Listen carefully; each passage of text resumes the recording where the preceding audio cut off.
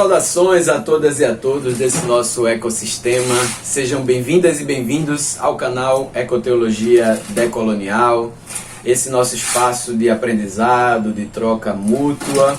E hoje nós vamos caminhar para o fim de uma série e continuar em outra, né? Nós viemos de janeiro para cá, trabalhando muitos vídeos, e nós fizemos uma série de estudos que foi o que da ecoteologia, onde nós mergulhamos aí nos 5 pilares que Afonso Muradi nos apresenta. E nessa semana, que é a semana do meio ambiente, nós começamos a série Um Amor Cósmico. Então, com esse vídeo de hoje, a gente encerra aquela primeira série do o que da ecoteologia, mas estamos exatamente no meio da série O Amor Cósmico. Esse vídeo faz parte de 2 séries: o que da ecoteologia e Um Amor Cósmico, tá certo? No vídeo de hoje a gente vai pensar um pouco sobre a consumação, que é o 5º pilar do pensamento de Afonso Muradi sobre a ecoteologia. Só lembrando, Afonso ele trabalha a criação, pecado e graça, que ele fala sobre história, né? A encarnação, a redenção e a consumação, tá bom? Então hoje a gente vai dar continuidade a Um Amor Cósmico, mas encerramos também com esse vídeo os estudos, né? A nossa série de o que da ecoteologia. Com esse último pilar a gente consegue fazer uma olhada mais panorâmica quanto ao fazer ecoteológico ou sobre o que ele se ocupa. Enquanto nós temos aí na teologia clássica e tradicional o seu fazer,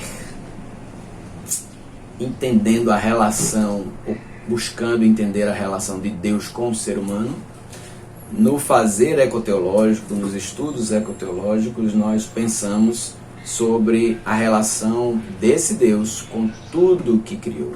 Ou seja, nós pensamos numa relação a partir da criação de Deus. Nós estamos falando aqui, então, quando nos referimos à consumação, ao estabelecimento completo e irrevogável do reino de Deus, que seria a soberania de Deus, ou seja, a soberania da divindade criadora de todas as coisas, sobre a totalidade, das coisas criadas. Esse reino que o apóstolo Paulo indica, que não depende de como ou o que comer ou beber, mas tem como marcadores principais, inegáveis, a justiça, paz e alegria no Espírito Santo. Essa tríade, é importante que se diga que a ordem ela é importante, né? A ordem é fundamental, na verdade, porque se nós pensarmos justiça, paz e alegria, não há como se ter alegria sem ter paz, tampouco se tem paz se não tiver justiça. E a justiça do reino de Deus, ela é justiça. Não é o que eu acho ser justiça. Certo?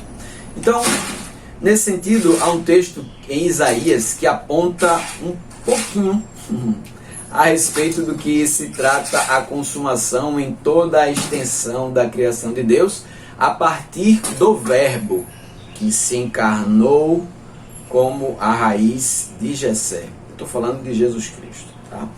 Queria lembrar que o ponto de partida dos estudos nesse canal, o ponto de partida ele é a reflexão bíblico-teológico-evangélica, tá certo?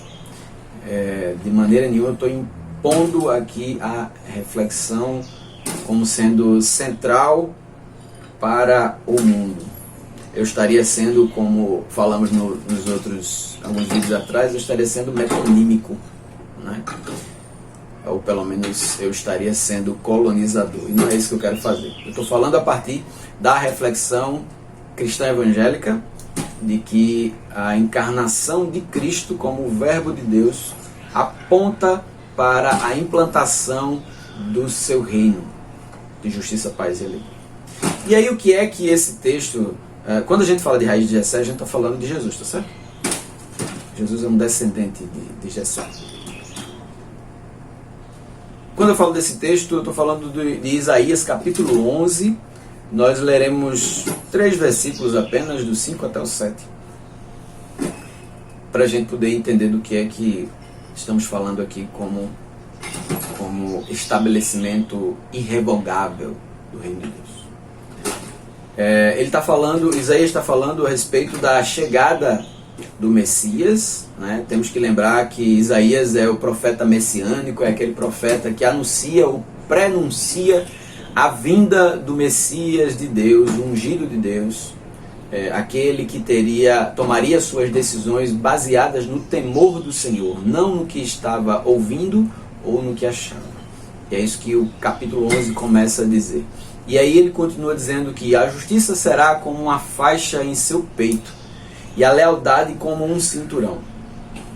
O lobo conviverá com o cordeiro, e o leopardo repousará junto ao cabrito.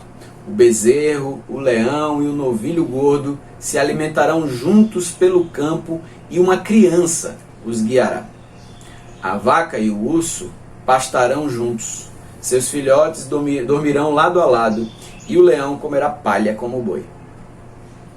O que estamos vendo aqui trata-se de uma reconciliação total e completa das coisas, ou do cosmos criado por Deus, como a gente vem falando, conforme a gente pode observar em 2 Coríntios capítulo 5, dos versos entre 18 e 20 e 22, por ali.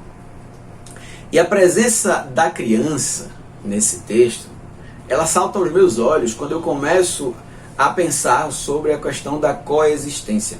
O reino de Deus, o estabelecimento de Deus, a consumação do plano de Deus em reconciliar consigo todas as coisas, precisa estar fundamentada na coexistência. A minha conclusão, a nossa observação com relação à consumação do reino de Deus precisa estar alicerçada sobre a ideia de coexistência, ou seja, que por mais que a criança ela conduza, nesse verso 6, ela diz aqui, ó, e uma criança os guiará, essa criança ela não oprime, tão pouco explora esses outros seres com ela da criação. A criança, por mais que ela desempenhe o papel entregue por Deus ao ser humano de administrar, essa criança ela é parte da criação com os outros seres.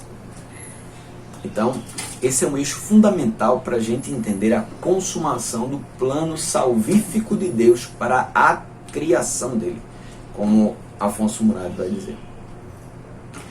Trata-se de uma reconciliação total das coisas. Trata-se de todas as coisas terem sido feitas por Ele e para Ele, e sem Ele nada do que foi feito se fez, conforme podemos ler em João 1:3. Trata-se de que por meio de Jesus, o que está no céu, na terra, passam por uma reconciliação total, conforme Colossenses capítulo 1, verso 20. Então, o advento histórico de Jesus, ele inicia o processo de estabelecimento do reino de Deus. É tanto que Georgette Multman, que eu já falei algumas vezes, vai dizer que o estabelecimento da graça, a graça ela não é a perfeição na natureza, mas ela é a preparação messiânica para o reino de Deus. Então Jesus ele inaugura a nova criação. Ele é em si o primogênito da nova criação. Isso a gente vai ver aí mais para frente nos estudos do amor cósmico. Assim estamos diante do que previa o coração de Deus ao instituir, por exemplo, o jubileu, que Israel nunca conseguiu implementar, mas que está estabelecido em Levítico capítulo 25, o capítulo todo. Israel nunca conseguiu implementar Porque há um problema quando nós, seres humanos, nos colocamos em lugar de proeminência. A gente tem uma dificuldade muito grande de aceitar o nosso lugar como parte, senão o nosso lugar como dominadores. E isso está em todas as esferas. A gente tem dificuldade de se sentir parte da criação, parte da natureza. A gente tem dificuldade de se entender parte de uma coletividade. A gente tem essa necessidade terrível de impor a nossa vontade para que os outros e as outras aceitem. Então, pelo fato de Israel não ter aberto mão de suas individualidades e de suas propriedades privadas, o jubileu nunca foi implantado em Israel. Mas esse aponta para o estabelecimento do reino de Deus, um reino de justiça. Por conseguinte, paz e alegria. A preparação messiânica para o reino de Deus anuncia essa fala de Georgette Multman quanto à nova criação. E essa nova criação se iniciou em Jesus, como eu falei anteriormente. Então, em Jesus nós percebemos que essa nova criação se inicia porque ele toma a responsabilidade de apontar o caminho do reino, contrariando todas essas estruturas que impossibilitaram a aplicação do jubileu, estruturas essas de morte que o Império Romano vem representar nos tempos de Jesus e que se estendem até os dias de hoje como o império do capital financeiro e do acúmulo de riquezas, levando até a execução por parte do Estado daqueles e daquelas que são entendidos como rejeitáveis, como dispensáveis, como não gente.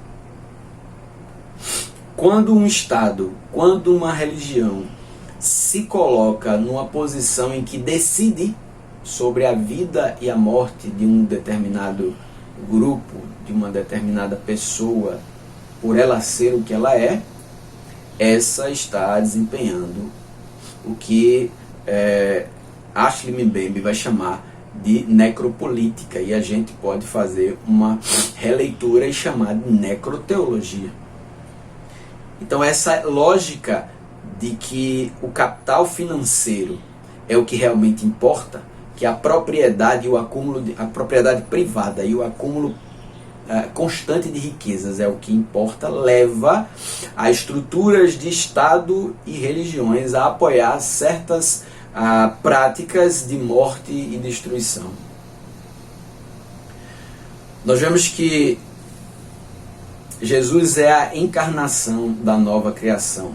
É a partir do que ele representa, não a instituição que diz o representar e legitima a morte, mas o que ele de fato é, que vai apontar essa nova configuração de céus e terra na consumação de todas as coisas. Mas a vida que partilha, que vivencia com a natureza completa e preenchida por Ruá, sendo esse o preenchimento vital que os nossos povos originários entendem como Aiu, como eu já falei em outros termos, é que indica que parece que os nossos povos originários entenderam antes da igreja de que a manifestação do reino de Deus aqui nessa terra se dá quando nós nos entendemos numa coexistência harmônica com tudo que Deus criou. Eu já citei outras vezes que Jesus, quando partiu para aqueles 40 dias no deserto, ele estava em companhia das feras.